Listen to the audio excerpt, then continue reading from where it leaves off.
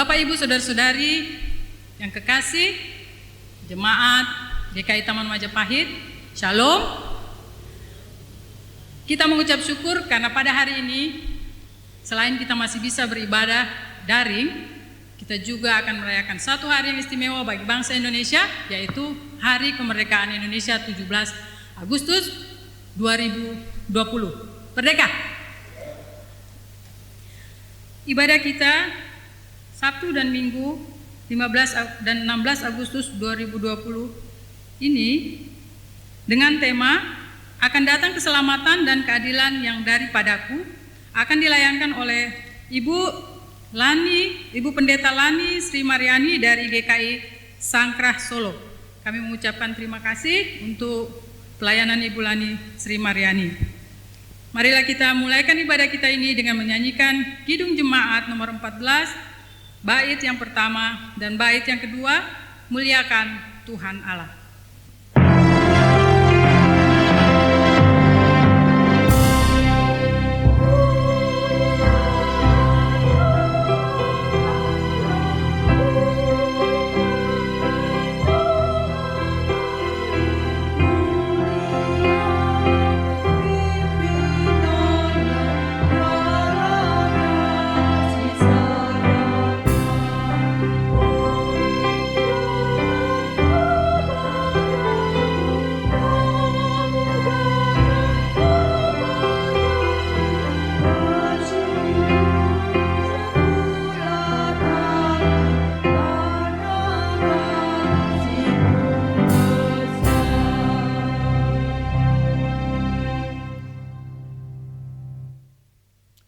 Ibu bapak, saudara yang terkasih di dalam Tuhan Yesus Kristus, mari kita mulai ibadah kita pada hari ini dengan satu pengakuan bahwa pertolongan kita adalah di dalam nama dan karya Allah Trinitas, Bapa, Anak, dan Roh Kudus.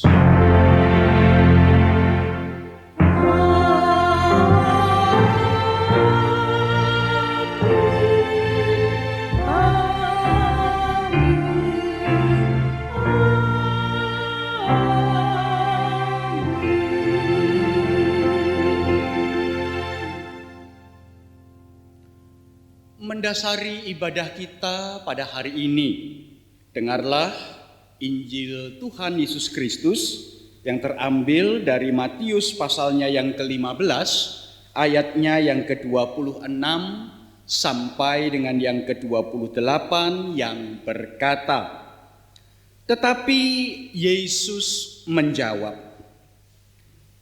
tidak patut mengambil roti yang disediakan bagi anak-anak dan melemparkannya kepada anjing."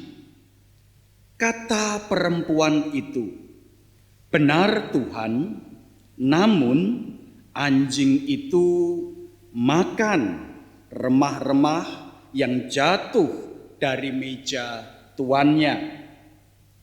Maka Yesus menjawab dan berkata kepadanya, "Hai ibu, besar imanmu, maka jadilah kepadamu seperti yang kau kehendaki." Dan seketika itu juga anaknya sembuh.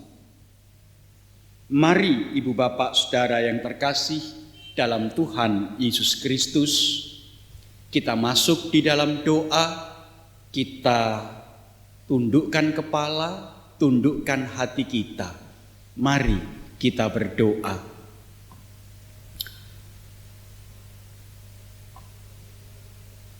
Firman-Mu ya Bapa Surgawi mengingatkan kami bagaimana kami menjalani kehidupan kami sesehari lepas sesehari. Perempuan yang datang pada Yesus itu menghadapi pergumulan yang berat, dan ia datang di hadapan Tuhan dengan iman. Tetapi manakala kami menilik kehidupan kami, seringkali kami tidak melangkah di dalam kehidupan ini di dalam iman. Ketakutan, kekhawatiran, kekecewaan, rasa gamang, dan enggan untuk melangkah seringkali melingkupi hati dan kehidupan kami. Kami lupa bahwa kami memiliki Engkau, Allah yang hidup, yang kami imani dan yang firman-Nya kami amini. Oleh karena itu, ya Bapa Surgawi, ampunilah kami. Di dalam nama Yesus Kristus, Tuhan, Juru Selamat kami yang hidup, kami memohon. Amin. Umat Allah yang terkasih, berita anugerah dibacakan dari surat Roma pasalnya yang ke-11 ayat ke-32 dan yang ke-33 yang berkata, sebab Allah telah mengurung semua orang dalam ketidaktaatan supaya Ia dapat menunjukkan kemurahan-Nya atas mereka semua. Oh, alangkah dalamnya kekayaan, hikmat, dan pengetahuan Allah. Sungguh tak terselidiki keputusan-keputusannya, dan sungguh tak terselami jalan-jalannya. Demikianlah berita anugerah dari Tuhan. Syukur kepada Allah.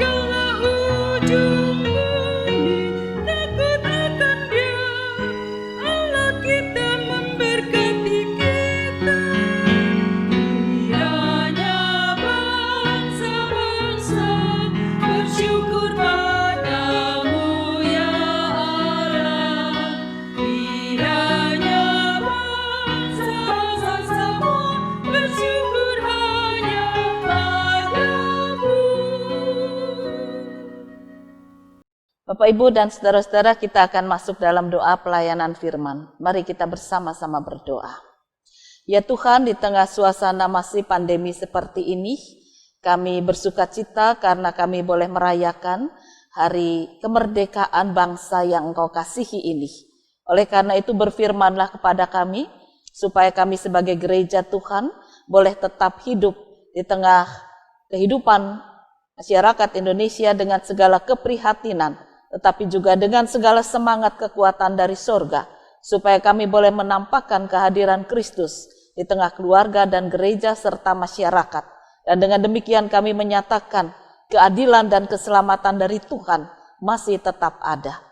Kuasai kami dengan Roh Kudus-Mu, agar firman yang kami baca dan renungkan boleh menjadi dasar kekuatan hidup kami yang baru. Berkati hamba-Mu, supaya dia dilayakkan membaca memberitakan firman kehidupan. Inilah doa syukur dan pengharapan yang kami pintakan dalam nama Tuhan Yesus Kristus. Amin.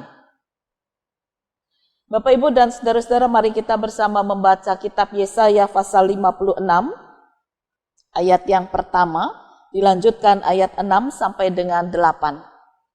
Yesaya 56, ayat pertama, dilanjutkan ayat 6 sampai 8. Inilah firman Tuhan. Beginilah firman Tuhan, taatilah hukum dan tegakkanlah keadilan, sebab sebentar lagi akan datang keselamatan yang daripadaku, dan keadilanku akan dinyatakan. Kita lanjutkan dengan ayat yang ke-6. Dan orang-orang asing yang menggabungkan diri kepada Tuhan untuk melayani Dia, untuk mengasihi nama Tuhan, dan untuk menjadi hamba-hambanya, semuanya yang memelihara hari Sabat dan tidak menajiskannya, dan yang berpegang kepada perjanjianku. Mereka akan kubawa ke gunungku yang kudus, dan akan kuberi kesukaan di rumah doaku. Aku akan berkenan kepada korban-korban bakaran dan korban-korban sembelihan mereka yang dipersembahkan di atas mezbahku. Sebab rumahku akan disebut rumah doa bagi segala bangsa. Demikianlah firman Tuhan Allah yang menghimpun orang-orang Israel yang terbuang. Aku akan menghimpunkan orang kepadanya lagi, sebagai tambahan kepada orang-orangnya yang telah terhimpun. Demikianlah pembacaan firman Tuhan. Yang berbahagia adalah mereka yang mendengarkan firman Allah serta melakukan dalam kehidupan hari lepas hari. Haleluya.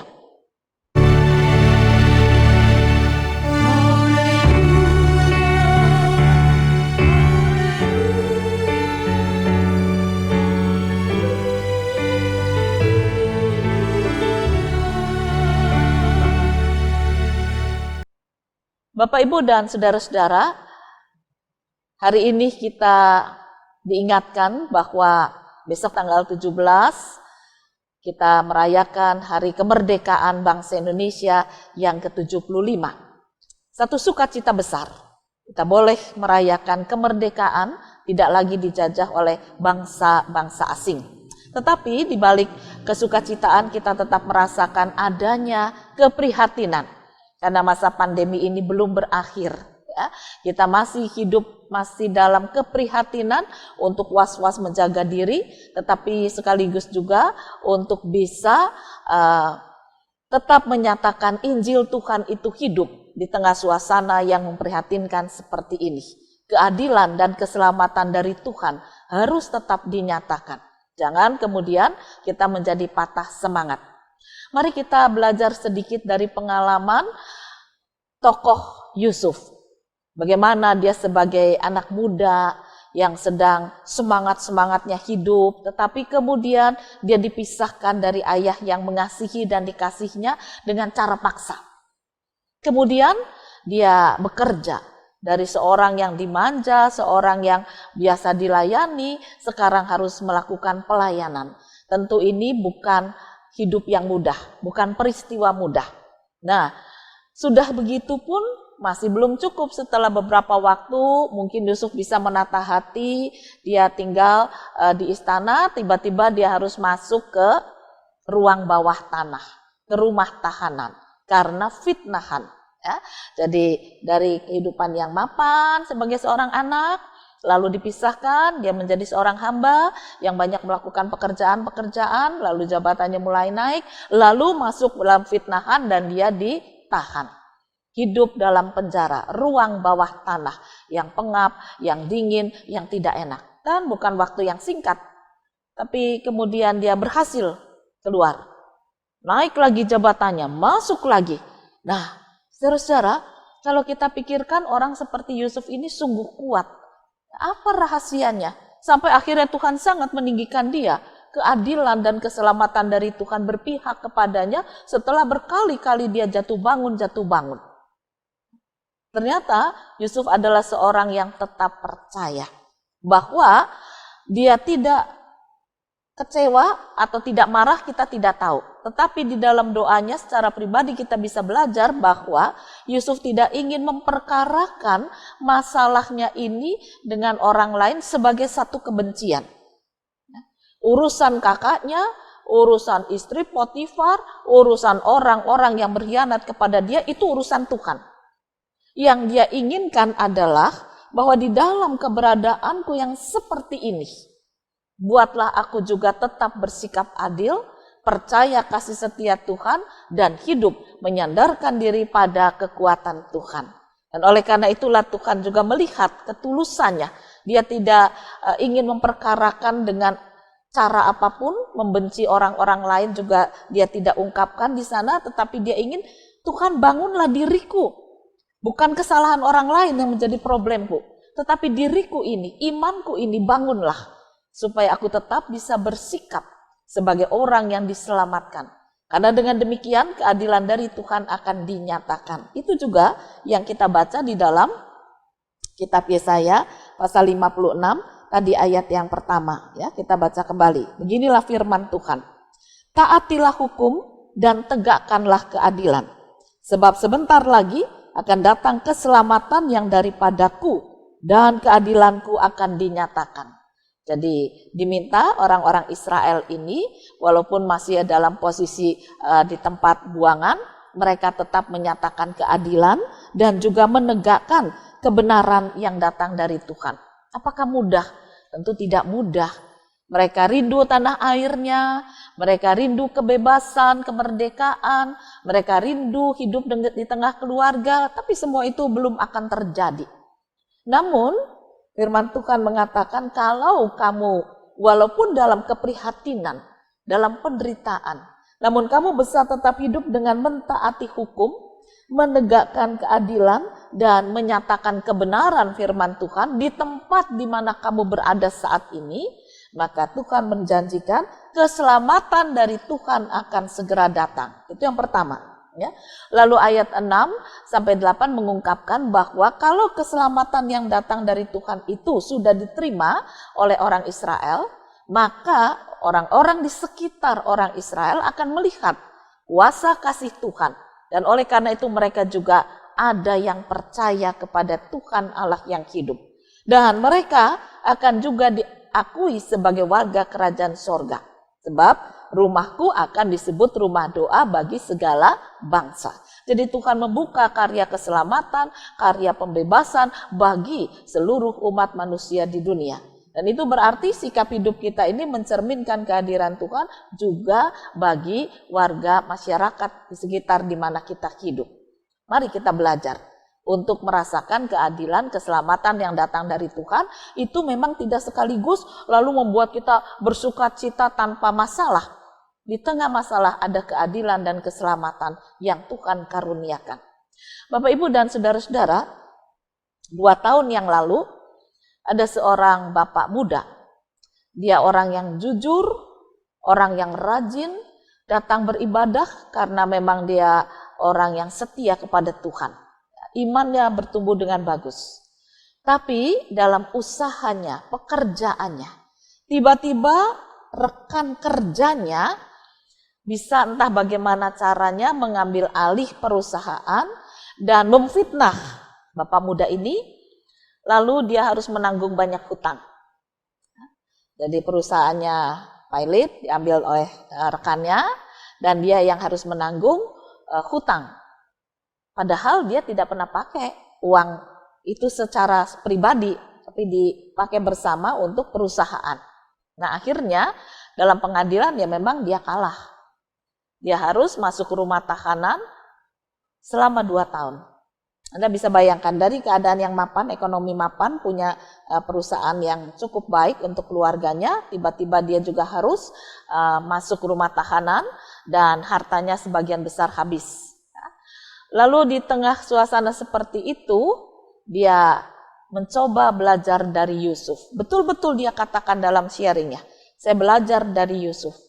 Apa yang Yusuf lakukan adalah dia berdoa supaya dia tidak ngurusi orang jahat. Jadi dia tidak mau dendam, tidak mau kecewa, tidak mau marah, tidak mau bertanya pada Tuhan, mengapa Tuhan diam saja? Kok Tuhan bisa tidak membela aku? Bukankah aku ini orang yang rajin berdoa, datang pada Tuhan, rajin pelayanan, tapi kenapa Tuhan diam? Dia katakan, jangan sampai aku punya iman seperti itu. Tapi ajarkan kepadaku, ya Tuhan, di tengah suasana seperti ini, buatlah aku dan keluargaku tetap percaya.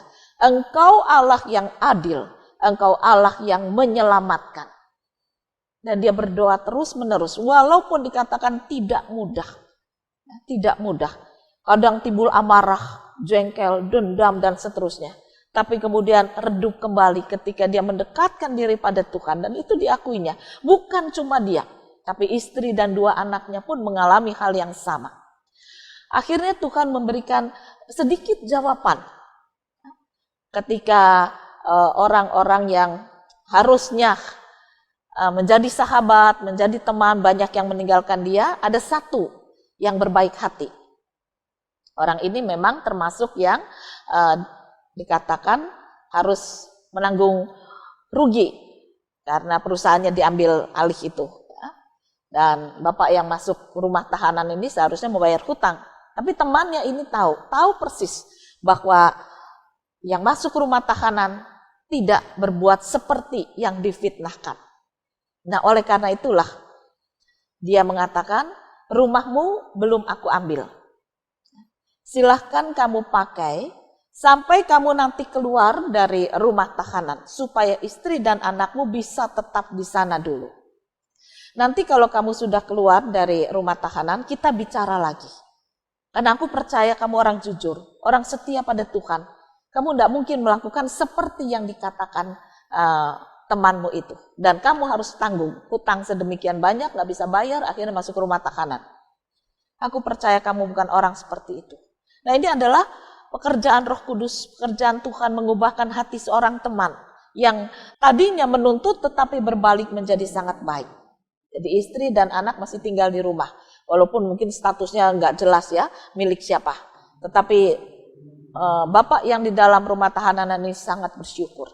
Dia mengatakan, Tuhan, keajaibanmu aku lihat, kuasamu, keadilanmu aku rasakan. Walaupun aku masih terkurung, istri dan anakku ya masih harus hidup susah. Tapi keadilanmu sudah engkau nyatakan, dan aku percaya akan terus engkau nyatakan semakin jelas, dan semakin jelas. Jadi itulah iman kepercayaan. Dia mencoba menegakkan keadilan itu bukan menuruti kata hatinya, tetapi dia merasakan keadilan dari Tuhan. Bahwa di tengah suasana yang sangat susah, Tuhan memberikan pinjaman rumah. Bagi dia itu Tuhan yang adil. Bagi dia Tuhan yang sangat baik. Nah, ungkapan syukur seperti ini menjadikan dia akhirnya lebih mendekatkan diri lagi kepada Tuhan. Lalu akhirnya yang menarik dia katakan begini. Kalau jam makan siang itu kan Bu, makan di rumah tahanan kan sudah tidak karu-karuan ya. Dan biasanya rebutan. Nah, ketika terjadi rebutan lauk, akhirnya saya bilang sama teman-temannya, sudahlah, saya makan nasi putih dengan garam, tidak apa-apa. Kamu mau ambil laukku silahkan. Lalu teman-temannya mulai tanya, kamu sombong? Tidak. Tapi saya belajar prihatin, belajar berpuasa. Kalau kamu bukan orang Kristen saja bisa berpuasa, tidak makan, tidak minum. Saya masih makan, walaupun cuma nasi dengan garam. Nah, disitulah ada banyak teman-teman yang hatinya terbuka. Yang tadinya suka bertengkar, yang tadinya suka rame, mulai lembut hatinya melihat orang ini. Ya, bahwa kehidupan rohaninya sangat bagus. Dia akhirnya dihormati. disayang oleh banyak teman. Bukan karena dia membagikan lauk, tetapi dia bisa memberikan kata-kata berhikmat. Kata-kata berhikmat itulah yang menjadikan dia juga akhirnya bisa keluar dari rumah tahanan sebelum masanya. Karena dia mendapat pembebasan, akhirnya dia katakan nggak sampai 1,5 tahun. Ya 1,5 tahun kurang sedikit Bu, saya sudah bisa bebas. Nah, ketika dia bebas, apa yang dilakukan? Dia katakan, saya bersyukur Bu, bahwa sekarang saya punya ilmu. Jadi untuk melanjutkan kehidupan keluar dari rumah tahanan, dia tidak blank, dia tidak kosong. Dia katakan justru di rumah tahanan itulah saya banyak belajar. Ilmu yang tidak pernah saya dapatkan. Saya belajar masak, saya belajar bengkel, saya belajar IT, saya belajar musik, saya belajar macam-macam. Tetapi yang sekarang mau saya terapkan atau saya praktekkan di tengah keluarga. Saya belajar untuk membuat makanan-makanan frozen. Bagaimana saya belajar bikin nugget dari ayam, dari udang, dari tahu, dan dari berbagai macam. Nanti di frozen. Nah, ketika dia keluar kebetulan masa pandemi seperti ini, saudara-saudara. Dan dia mulai menjual apa yang dia pelajari tadi, dan ternyata Tuhan berkati. Karena apa? Karena banyak orang butuh, kan nggak boleh keluar, nggak boleh ke mall, nggak boleh jalan-jalan. Ketika dia tawarkan online, dia tawarkan lewat Grab atau apa, dia buat. Dan dia katakan, punyaku ini tidak pakai pengawet yang macam-macam, ya, tapi betul-betul bersih. Akhirnya sedikit demi sedikit dia punya rezeki. Dan sampai hari ini, menarik sekali, bahwa ternyata keadilan Tuhan itu dinyatakan. Dia keluar dari rumah tahanan, ya dia tidak punya uang, tetapi Tuhan memberikan berkat. Mengalir sampai ada akhirnya teman yang berbaik hati juga mengatakan begini, kamu jual makanan frozen, kamu kan gak punya freezer. Gak punya. Aku punya dulu, aku jualan es krim, punyaku freezernya besar, ini gak dipakai, pakai aja dulu. Nah, apa bisa terjadi saudara? Masuk akal enggak zaman seperti ini kalau gak rebutan uang, tetapi hati yang digerakkan oleh Tuhan menunjukkan keadilan dan keselamatan yang datang dari Tuhan. Dan itu dimulai ketika dia juga bersikap adil, bersikap menyatakan bahwa dirinya adalah anak Tuhan, sehingga ada banyak orang juga datang berdoa kepada Tuhan Yesus, baik di dalam rumah tahanan dan setelah keluar dari rumah tahanan. Dia katakan sedikit sharing aja ya Bu, saya katakan bahwa teman saya itu yang ngambil harta atau yang menjebloskan saya, sekarang malah dia kolaps. Perusahaan yang kami dirikan dulu sekarang nggak dibutuhkan di tengah pandemi seperti ini, ya, nggak dibutuhkan. Jadi betul-betul kolaps. Sementara dengan ilmu dari dalam rumah tahanan saya belajar, dan belajar itu memberikan hasil. Saya belum kaya Bu, tetapi saya bisa untuk makan dan sedikit nabung untuk nyicil bagaimana supaya rumah itu tetap menjadi milik kami. Saudara-saudara, keadilan dan keselamatan dari Tuhan masih ada sampai dengan hari ini. Tapi syaratnya ada. Yang pertama, yaitu tetap percaya. Bukan dalam emosional kemarahan, tetapi percaya sungguh bahwa keadilan dan keselamatan dari Tuhan membawa damai sejahtera, membawa kehidupan dan membawa masa depan. Jadi nggak usah ngurusin orang yang berbuat jahat pada kita. Itu urusan dia dengan Tuhan.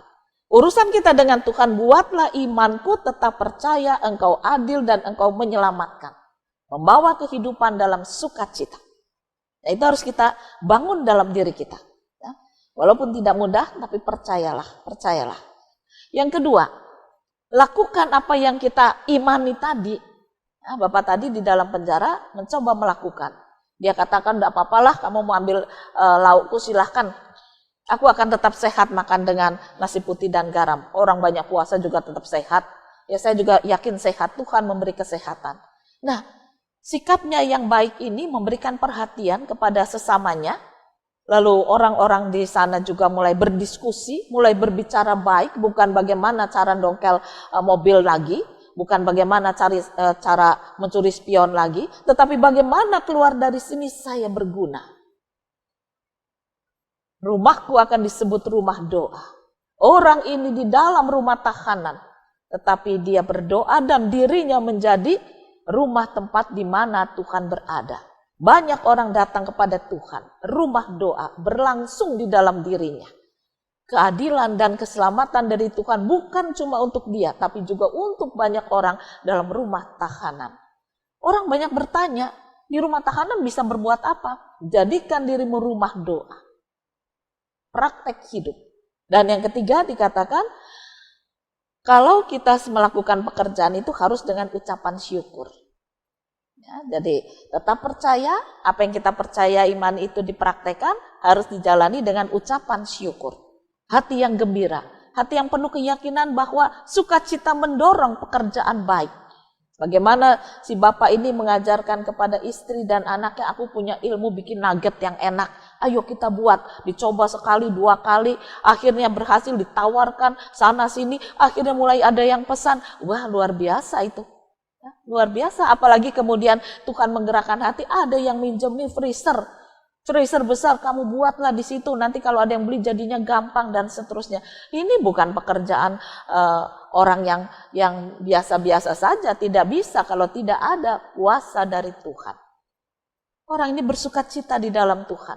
Dia katakan, urusanku adalah imanku dibangun dalam Tuhan, maka keadilan dan keselamatan dari Tuhan aku rasakan.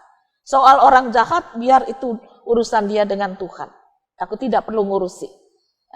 Itu bukan urusanku. Bisakah kita punya iman seperti itu?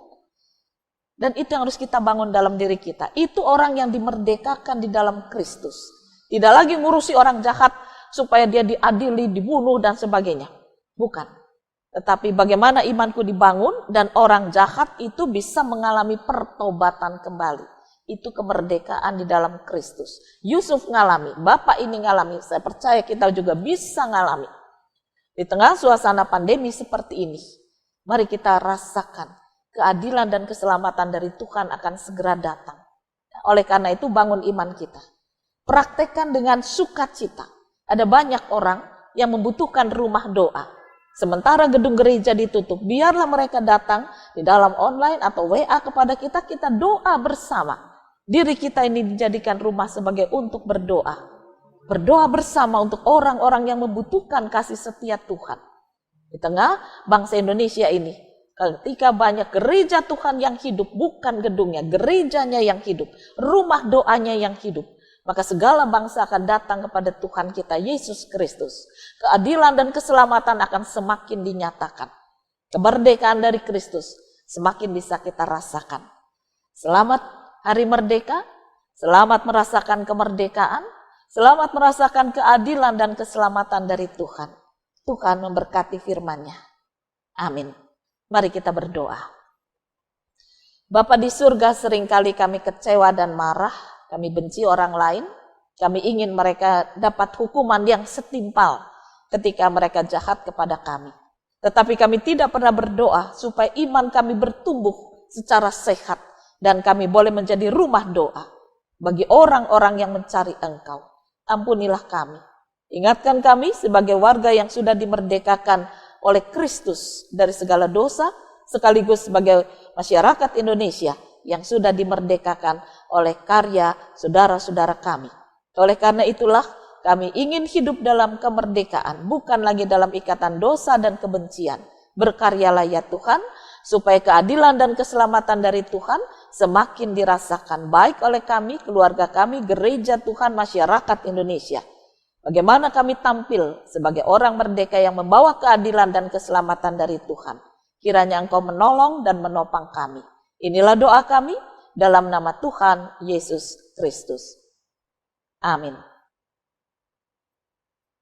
Marilah kita mengucapkan pengakuan iman kita seturut dengan pengakuan iman rasuli yang berkata, Aku percaya kepada Allah, Bapa yang Maha Kuasa, Khalik langit dan bumi, dan kepada Yesus Kristus, anaknya yang tunggal Tuhan kita, yang dikandung dari Roh Kudus, lahir dari anak darah Maria, yang menderita sengsara, di bawah pemerintahan Pontius Pilatus, disalibkan, mati dan dikuburkan, turun ke dalam kerajaan maut. Pada hari yang ketiga, bangkit pula dari antara orang mati, naik ke sorga, duduk di sebelah kanan Allah, Bapa yang Maha Kuasa, dan dari sana Ia akan datang untuk menghakimi orang yang hidup dan yang mati. Aku percaya kepada Roh Kudus, gereja yang kudus dan am, persekutuan orang kudus, pengampunan dosa, kebangkitan orang mati, dan hidup yang kekal. Amin. Mari umat Allah yang terkasih, kita masuk di dalam doa-doa kita. Mari kita berdoa. Bapa Surgawi, Bapa yang mengasihi kami dan yang kami kasihi, hati kami terarah kepadamu dalam segala kerinduan dan pengharapan. Dan oleh karena itu pertama-tama kami datang membawa keluarga kami, mereka yang saat ini beribadah bersama-sama dengan kami di rumah ini. Kami berdoa memohon, Engkaulah yang menilik hati serta perasaan kami sekeluarga. Biarlah ya Bapa Surgawi, di tengah segala kerinduan dan pengharapan, tangan Tuhanlah yang menopang kami semua di dalam keluarga kami ini. Kami juga teringat bagi keluarga besar GKI Taman Majapahit. Kami teringat berdoa bagi majelis jemaat beserta dengan setiap badan pelayanannya yang saat ini terus bergumul bagaimana memberikan pelayanan yang terbaik di tengah situasi dan kondisi yang sungguh terbatas ini.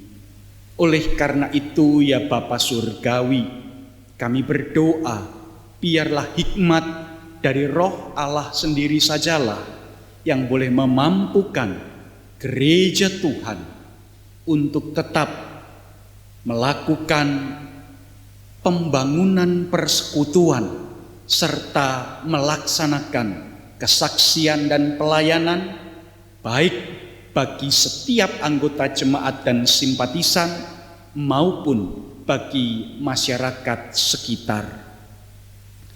Terkhusus pada saat ini kami teringat berdoa bagi kekasih-kekasih hati kami, mereka yang masih berusia kanak-kanak, mereka yang telah berusia lanjut, khususnya mereka yang sedang dalam kondisi lemah tubuh. Mohon Tuhan, Engkau pelihara, Engkau jagai, Engkau rawat, Engkau lindungi kekasih-kekasih hati kami ini. Kami juga berdoa ya Bapa Surgawi, biarlah di tengah-tengah pandemi virus corona ini, tangan Tuhan senantiasa memberikan semangat, memberikan sukacita, memberikan damai sejahtera bagi kami semua, juga bagi kekasih-kekasih hati kami ini. Kami pun teringat ya Bapa Surgawi, berdoa bagi mereka yang sedang dalam kondisi lemah tubuh dengan penyakit apapun juga, entahkah yang dirawat di rumah, entahkah yang dirawat di rumah sakit.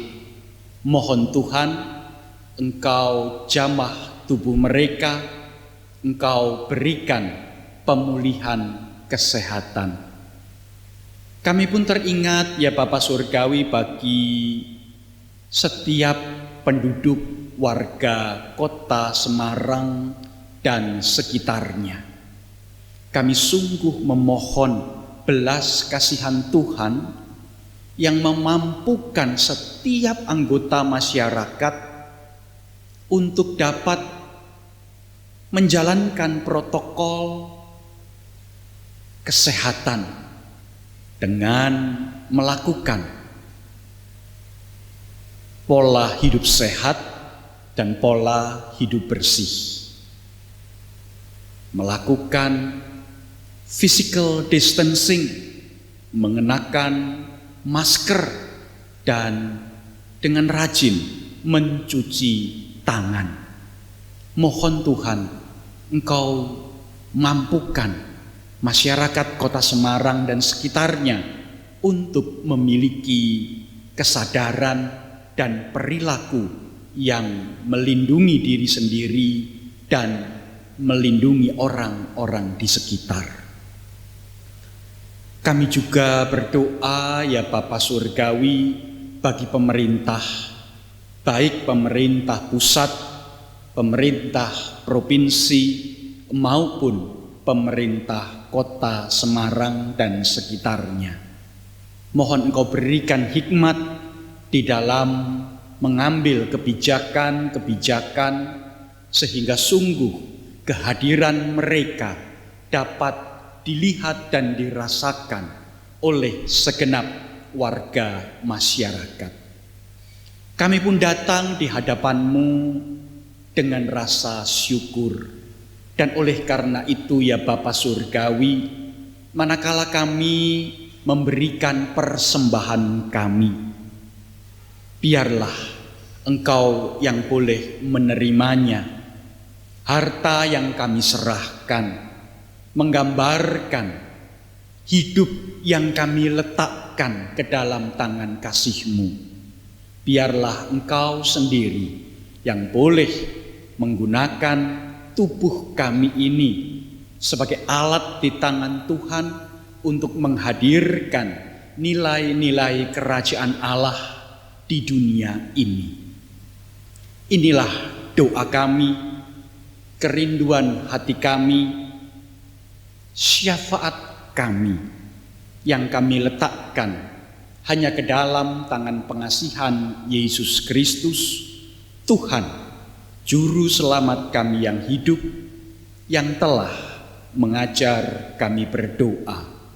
Bapa kami yang di surga, dikuduskanlah nama-Mu, datanglah kerajaan-Mu, jadilah kehendak-Mu di bumi seperti di surga.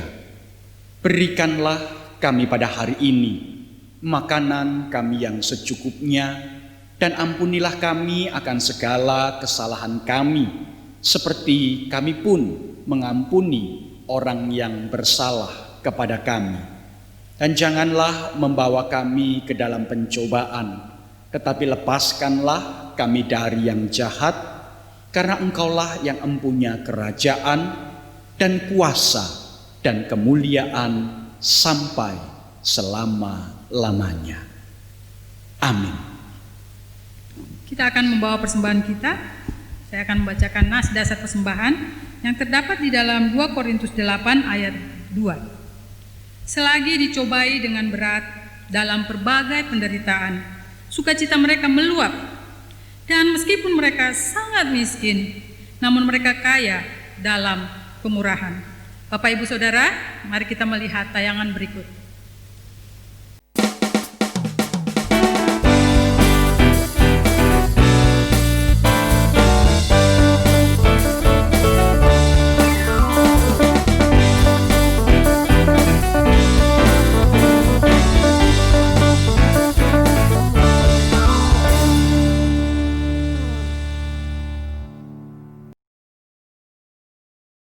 Terima kasih, Tuhan memberkati kita semua. Ibu bapak saudara yang terkasih di dalam Tuhan Yesus Kristus, kita mengimani dan mengamini bahwa hidup kita semata-mata kita jalani di dalam rahmat dan anugerah Tuhan. Ketika kita meletakkan hidup kita di dalam tangan pengasihan Allah, di situ kita mengalami keselamatan yang sejati. Mari kita nyanyikan nyanyian pengutusan pada ibadah hari ini, selamat di tangan Yesus.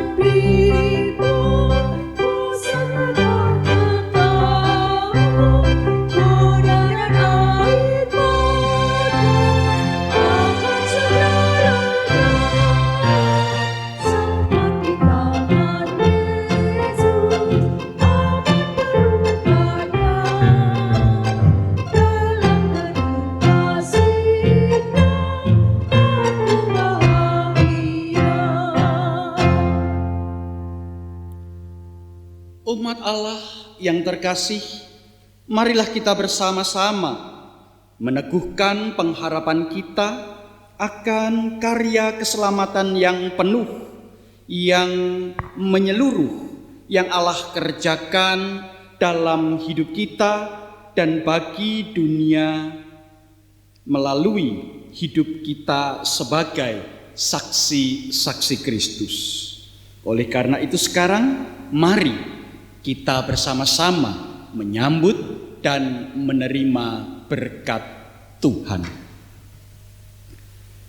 Kiranya kasih karunia Kristus Yesus, kasih Allah Bapa, persekutuan Roh Kudus yang membawa damai sejahtera hadir di dalam hidup kita dari sekarang sampai selama-lamanya.